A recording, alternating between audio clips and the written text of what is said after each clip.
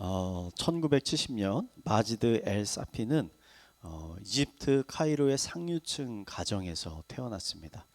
그의 아버지는 변호사였고 그의 친척 중에는 정치인, 사업가와 같은 권력이 있는 사람들이 많이 있었습니다. 부유한 가정에서 어린 시절부터 좋은 교육을 받고 자란 그는 이 대학에 들어가서 공부를 하다가 우연히 기독교를 그가 접하게 됐습니다.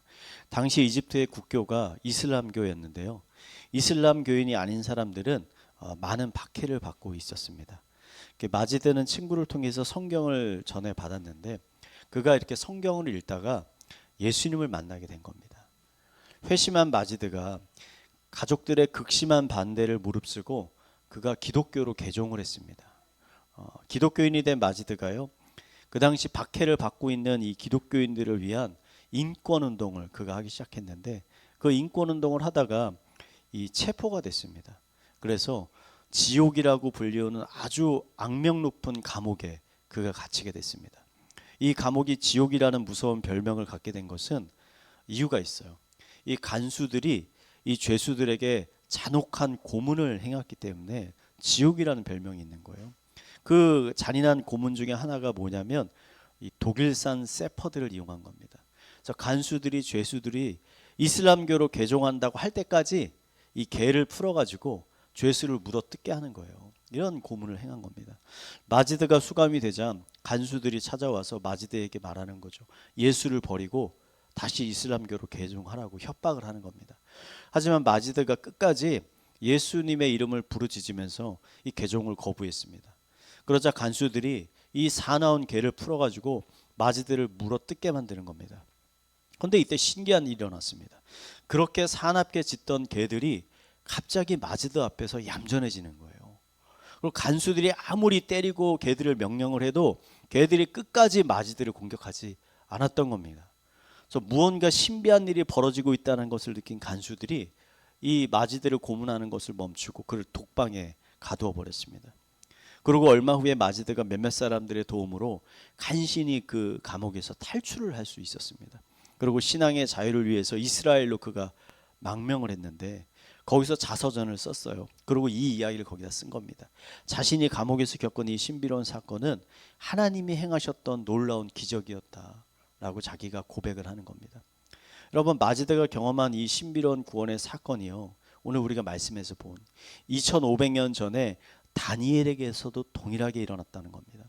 저는 오늘 다니엘이 경험한 이 놀라운 구원의 사건을 통해서 기독교인이 겪고 있는 그 믿음의 시험과 또 그 시험에 관해 기독교인들이 가지고 있는 몇 가지 오해들에 대해서 여러분과 한번 말씀을 나누려고 합니다. 오늘 말씀을 통해 다니엘과 같이 믿음을 가지고 이 믿음의 시험을 잘 통과하는 승리하는 성도님들이 되시기를 간절히 축원드립니다. 옆에 분들에게 이렇게 권면합시다. 시험에서 승리합시다. 자, 오늘 말씀을 통해서 우리가 발견할 수 있는 첫 번째 그 시험에 대한 오해가 있습니다. 그 뭐냐면 우리 삶에 찾아오는 고난과 어려움이 모두 여러분 믿음의 시험은 아니라는 겁니다. 잘 아셔야 돼요. 제가 이전에 사역했던 교회에서 있었던 일입니다. 사업을 하고 계신 한 집사님이 계셨어요. 근데 이 집사님이 요즘에 자기가 큰 믿음의 시험이 찾아왔다고 하면서 기도 부탁을 하시는 거예요. 그래서 제가 집사님 무슨 일이세요? 자세히 한번 말씀해 보세요. 이렇게 물어보니까 집사님이 자기가 사업을 하는데 좀 이득을 좀 더 남기기 위해서 내야 되는 세금을 편법으로 좀 적게 냈다는 거예요. 근데 그게 금액이 쌓이다 보니까 세무서에서 이걸 발견하게 됐어요. 그래서 세무조사를 나온다고 연락이 왔다는 겁니다. 집사님이 이렇게 말해요. 요즘 자신이 좀 정신을 차리고 열심히 신앙생활을 하려고 하고 있는데 갑자기 이런 일이 생겼다는 거예요. 그래서 아무래도 이게 사탄의 공격인 것 같다. 그래서 기도를 좀 해달라. 이렇게 부탁을 하는 거예요. 여러분이 생각하시기에 어떠세요? 이 집사님이 지금 겪고 계신 게 정말 믿음의 시험입니까? 아니에요. 이 집사님은 자신이 뿌린 나쁜 씨앗을 그가 그대로 거두고 있는 거예요. 많은 기독교인들이 이 집사님과 같은 착각을 하며 살아갑니다. 자신의 잘못된 죄악된 행동으로 인해서 찾아온 결과를 이상하게 믿음의 시험이라고 이야기를 하는 거예요. 만약에 여러분이 하나님이시라면 어떻게 하시겠습니까? 세무사들의 눈을 가려서 그냥 무사히 이 세무조사가 넘어가게 하시겠습니까? 아니면 세무사들의 눈과 귀를 열어서 숨겨놓은 잘못들과 부패한 것들을 더 잘 찾아내게 하시겠습니까? 믿음의 시험이라는 것은요, 여러분, 하나님의 뜻에 따라서 내가 정직하고 의로운 삶을 살기를 힘쓰는 가운데 찾아오는 공격과 도전을 의미하는 겁니다. 이런 믿음의 시험 가운데 하나님의 놀라운 구원의 역사가 있는 거예요. 오늘 다니엘의 처한 상황이 바로 이러했다는 겁니다. 바벨론이 페르시아에서 멸망한 후에 이 다니엘이요, 능력을 인정받아서 왕이 특별히 뽑은 3명의 총독 중에 한 사람이 됐습니다. 총독은 셋이었는데 왕은 그 중에서 다니엘을 가장 총애했습니다. 그러자 다른 총독들과 관리들이 이 다니엘을 시기하기 시작하는 겁니다. 그래서 그를 총독의 자리에서 끌어내리기 위해서 열심히 뒷조사를 하기 시작합니다. 탈탈 털어요, 열심히. 근데 아무리 조사하고 조사해도 단 하나의 흠결을 찾을 수가 없는 겁니다. 왜냐하면 이 다니엘이라는 사람이 하나님의 말씀에 따라서 너무나 정직하고 공정하게 그 직무를 수행하고 있었기 때문입니다.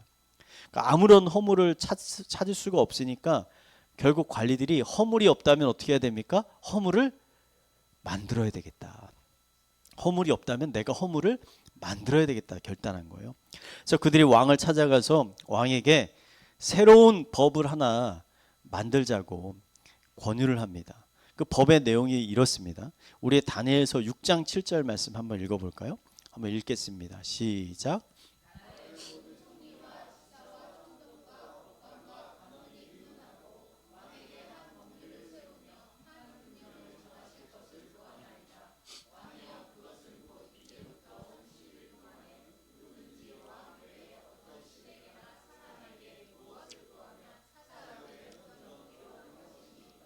아멘.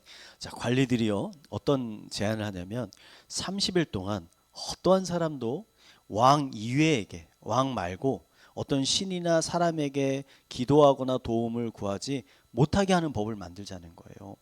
만약 이걸 어기는 사람은 사자굴에 던져 넣자 하는 겁니다. 왕은 관리들의 이러한 요청을요, 좋게 생각했습니다. 왜냐하면 이때는 페르시아가 건국된 지 얼마 되지 않았어요. 그래서 왕권이 아직 강력하지 않은 겁니다. 그래서 왕이 이 법령이 왕권을 강화하는 데 분명히 도움이 될 거라고 생각한 거예요. 왜? 왕 위에 다른 신에게 기도해서도 안 되고 어떤 요청을 해서도 안 되니까 왕만 힘을 가지고 있다는 걸 강조하는 법이에요. 그래서 흔쾌히 이 법령을 수락하는 겁니다. 하지만 관리들의 마음속에는 다른 속셈이 있었죠. 다니엘을 열심히 뒷조사한 관리들이 알아낸 게 하나 있습니다. 뭐냐면 다니엘이 하루에 3번씩 시간을 정해서 하나님께 기도하는 습관이 있다는 것을 이들이 발견한 겁니다.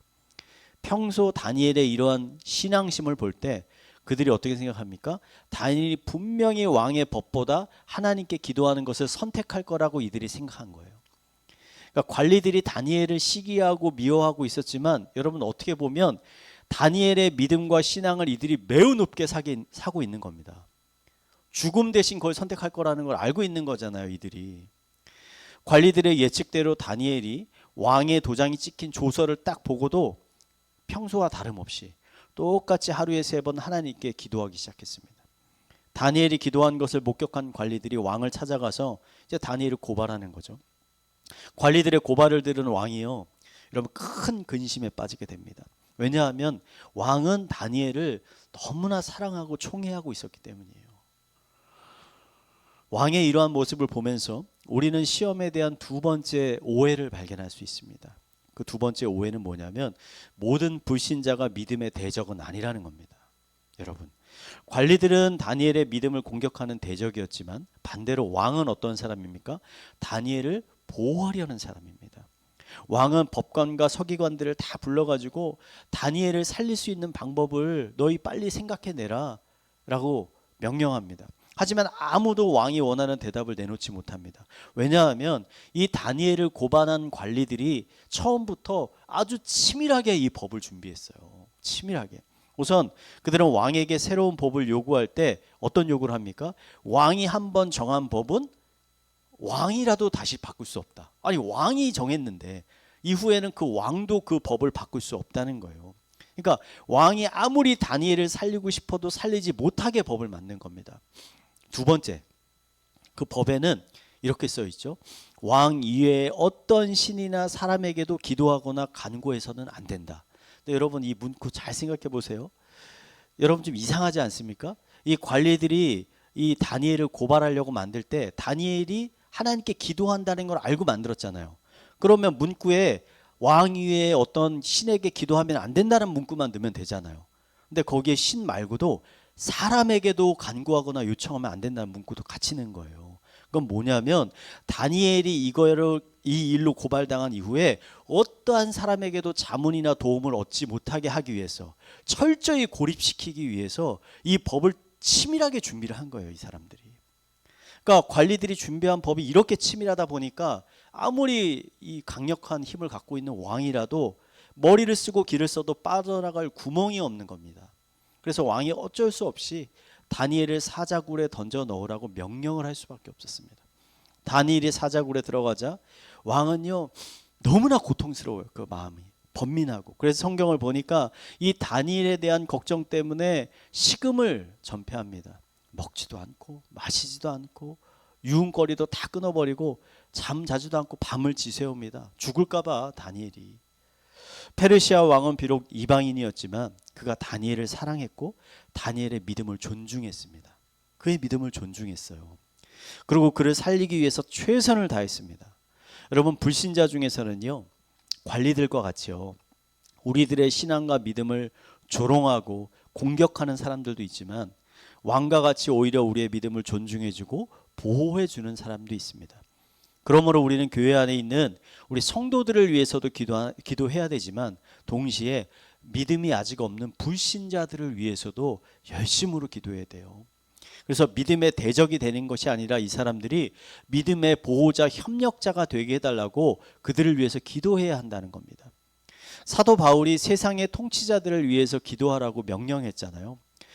세상의 통치자들이 하나님을 두려워하는 마음을 가지고 자신의 권력을 남용하지 않고 의롭고 정직하게 나라를 다스리게 해달라고 기도하라는 거예요. 그래서 여러분 우리도요 우리나라의 공직자들을 위해서 늘 기도해야 됩니다. 나라를 위해서. 어떤 기사를 보니까 우리나라 국회의원들 중 30%가 기독교인이라고 합니다. 비율이 굉장히 높죠. 근데 우리가요 이 30%만을 위해서 기도하는 게 아니라 아직 믿지 않는 70%의 국회의원들을 위해서도 기도해야 된다는 거예요. 기독교를 박해하고 있는 국회의원들도 있잖아요. 그들을 위해서도 우리가 기도해야 된다는 거예요. 믿음의 대적자가 되는 게 아니라 오히려 보호자가 되게 해달라고 기도해야 된다는 거죠. 하나님을 대적하는 데 자신들의 권력을 사용하는 것이 아니라 하나님의 거룩한 교회를 지키는 데 사용하게 해달라고 여러분 꼭 기도하시기 바랍니다. 통치자 이외에 우리가 기도해야 되는 사람들이 또 있는데요. 바로 가족들입니다. 가족들. 아직 믿음이 없는 가족들. 가족들은 우리들의 신앙에 정말 큰 영향을 끼치잖아요. 여기서 믿음이 없는 가족이라는 것은 여러분 교회를 아예 다니지 않는 가족들도 포함되고 또 어떤 가족도 포함되느냐, 교회를 다니기는 다니는데 사실은 신앙이 없는 사람들, 진실한 믿음이 없는 사람들을, 명목상의 기독교인들을 위해서도 우리가 기도해야 된다는 거예요. 그래서 우리는 이런 가족들을 위해서 여러분 포기하지 않고 늘 기도해야 됩니다. 나의 남편, 나의 아내, 나의 부모, 자녀가 예수님을 영접해서 믿음의 걸림돌이 되는 것이 아니라 믿음의 디딤돌이 될 수 있도록 하나님 하여 주시옵소서라고 늘 기도해야 된다는 거죠. 하나님께서 언젠가 여러분의 기도에 응답하여 주실 것입니다. 절대 포기하지 마시고요. 여러분 매일매일 기도하시기 바랍니다. 우리 옆에 분들에게 이렇게 권면합시다. 불신자들을 위해 기도합시다. 자, 다니엘은요. 죽음의 위협 가운데서도 끝까지 자신의 믿음을 지켰습니다. 하지만 그 결과 어떻게 됐습니까? 그가 사자굴에 던져지게 됐어요. 믿음에 지킨 결과가.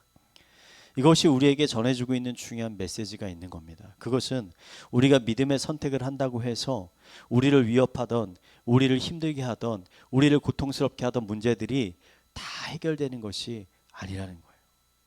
너무나 중요한 메시지입니다.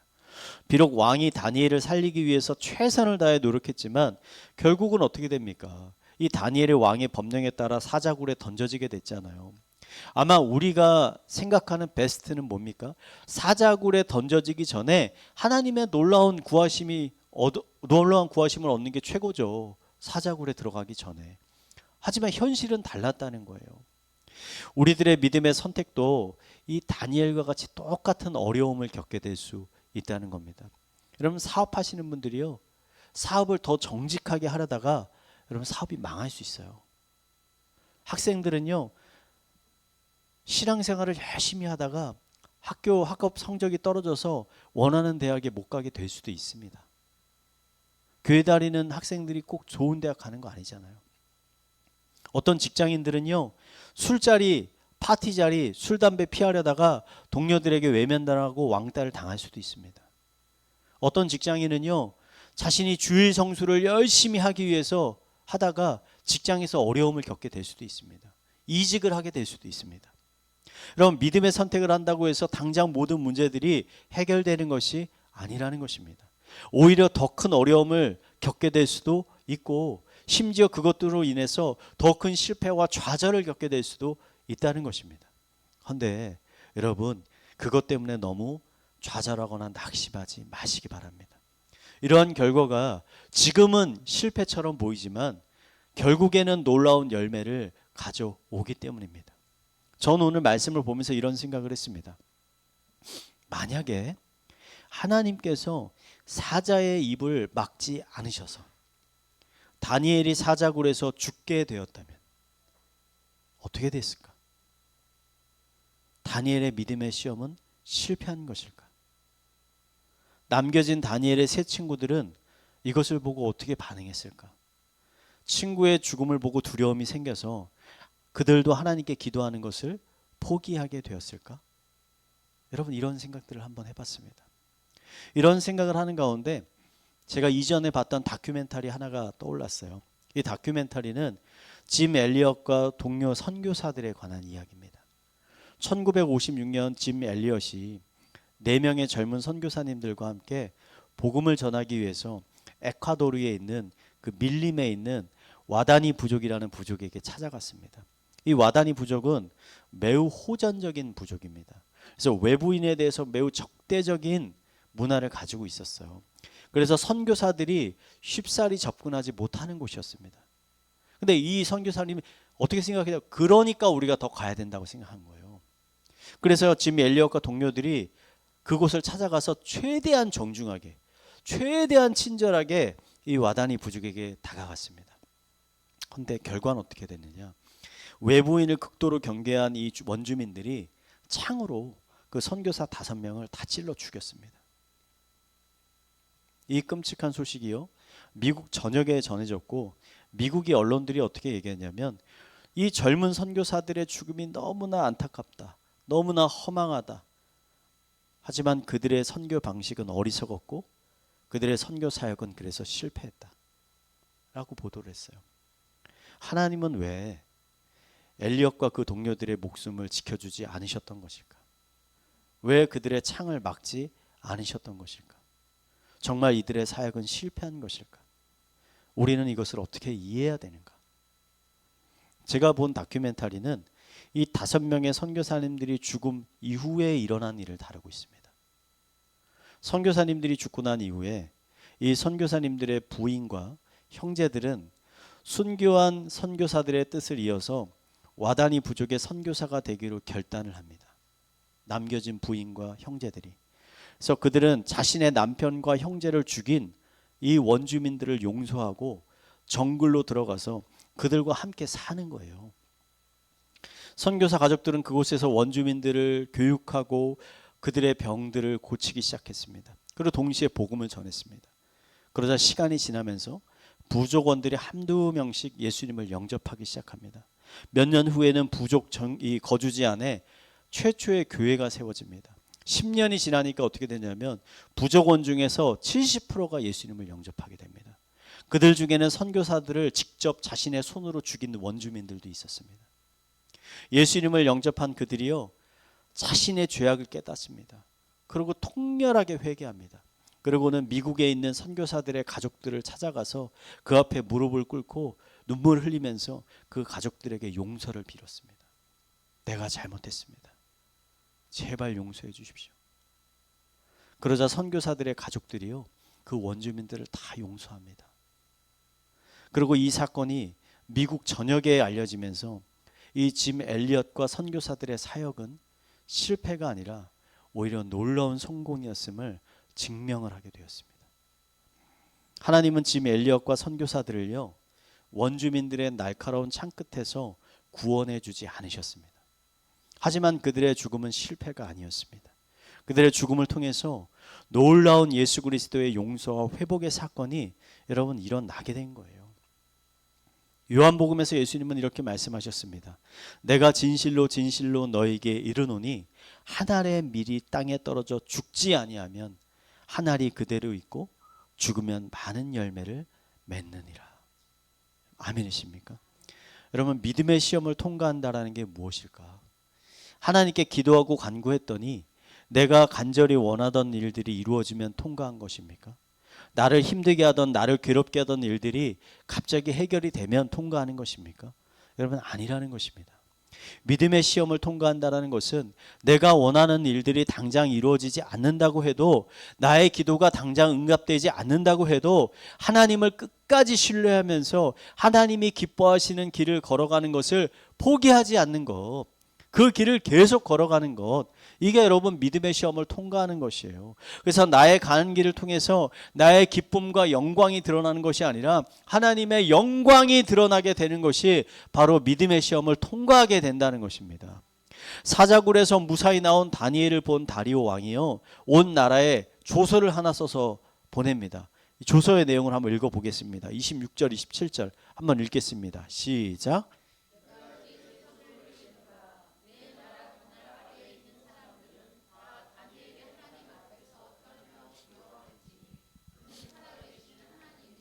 영원히 변하지 않으시리시며 그의 나라는 멸망하지 아니할 것이요 그의 권세는 무궁할 것이며 그는 구원도 하시며 건져내기도 하시며 하늘에서든지 땅에서든지 이적과 기사를 행하시는 이로써 다니엘을 무선하여 사자 입에서 벗어나게 하셨음이라 하였더라. 아멘.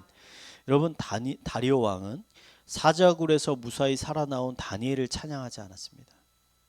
왕은 다니엘이 믿고 의지한 여호와 하나님께 모든 영광을 지금 돌립니다. 자신이 믿음의 길을 잘 걷고 있는지 아닌지를 확인할 수 있는 좋은 방법이 바로 여기 있는 것입니다. 그것은 나의 말과 행동을 통해서 하나님의 이름이 영광을 받고 계신지를 여러분 확인해 보시면 됩니다.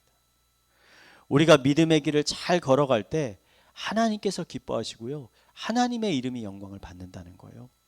여러분, 나의 만족과 유익을 구하는 길은 믿음의 길이 아닙니다. 믿음의 길은 여러분 십자가의 길입니다. 자신의 십자가를 지고 걸어가는 길이 여러분 믿음의 길이에요. 하나님은 높은 곳에 계시지 아니하고 그 십자가의 길 위에 계신다는 거예요. 그래서 고난의 십자가를 지고 걸어가는 우리와 그 길에서 늘 동행하고 계신다는 거죠. 다니엘은 총독이라는 편안한 길을 버리고요, 지금 죽음이라는 고난의 길을 선택했습니다. 사랑하는 성도 여러분, 다니엘과 같이 여러분 믿음의 길을 걸어가시기 바랍니다. 그 길은 여러분 결코 편안한 길이 아닐 것입니다. 비가 내리고 천둥이 치고 우박이 내리고 홍수가 나고 때로는 살아온 맹수나 악한 강도들이 여러분들을 공격하기도 할 겁니다. 하지만 여러분 중간에 결코 포기하지 마시기 바랍니다. 예수님이 여러분과 동행하고 계십니다. 여러분이 알지 못하는 순간에도 선한 목자 되신 예수님께서 여러분을 보호하고 인도하고 계십니다. 아멘이십니까? 포기하지 않고 끝까지 그 믿음의 길을 걸어가면, 걷고 걸으면 언젠가는 다니엘이 경험한 것 같은 이 놀라운 하나님의 능력을 경험하게 될 날이 올 것입니다. 눈물이 웃음으로 변하고요, 슬픔이 기쁨으로 변하게 될 날이 분명히 찾아오게 될 것입니다. 그리고 여러분의 그러한 삶을 통해서 수많은 사람들이 여러분 여러분의 이름을 찬양하는 것이 아니라 하나님의 이름을 찬양하는 거예요. 아, 저 사람의 인생을 보니까 하나님이 살아계시구나. 저 사람의 인생을 보니까 야, 저 사람 대단한 사람이야, 이렇게 고백하는 게 아니라 정말 하나님이 살아계셨어, 역사하셨어 라는 고백을 하게 될 날이 오게 될 것입니다. 이런 놀라운 회복의 은혜가 이 시간 함께하고 계시는 모든 성도님들의 삶 가운데 충만하게 일어나게 되기를 마지막으로 축원드리겠습니다.